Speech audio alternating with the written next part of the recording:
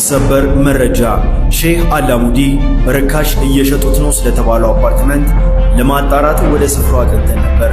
በቦታው ያየነውን እናካፍላችሁ።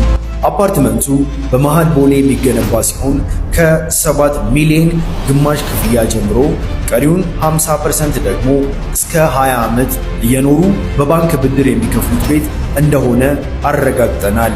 ይህ ህንፃ 5 ለየት ያሉ ክስተቶችን ይዞልን ብቅ ብሏል። አንደኛ፣ የመዲናችን ብቸኛው ባለ 35 ወለል መሆኑ በሪል ስቴት ታሪክ ቀዳሚነትን ይዟል።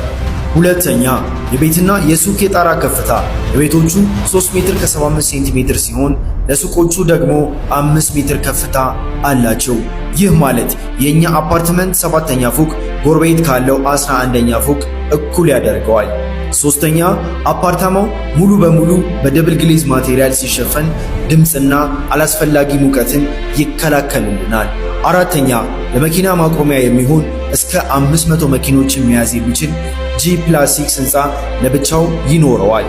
አምስተኛ፣ ፐር ፍሎር ኢንተርኮም ሲስተም የሚገጠምለት ሲሆን ማንም እንግዳ ከደረጃ ሆነ ከሊፍት እንደወረደ ያለ ባለቤቱ ፍቃድ ዘው ብሎ መግባት አይችልም።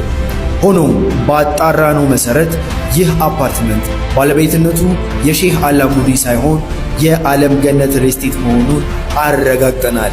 ብዙዎቹን ያወዛገበው በስም መመሳሰል ሲሆን ሸራተን እና 4 ፖይንት ባይ ሸራተን መሆኑ ነው። ያሉን ቦታ ውስን ስለሆኑ ቀድመው ከታች ባሉ ስልክ ቁጥሮች ይደውሉልን። እናመሰግናለን።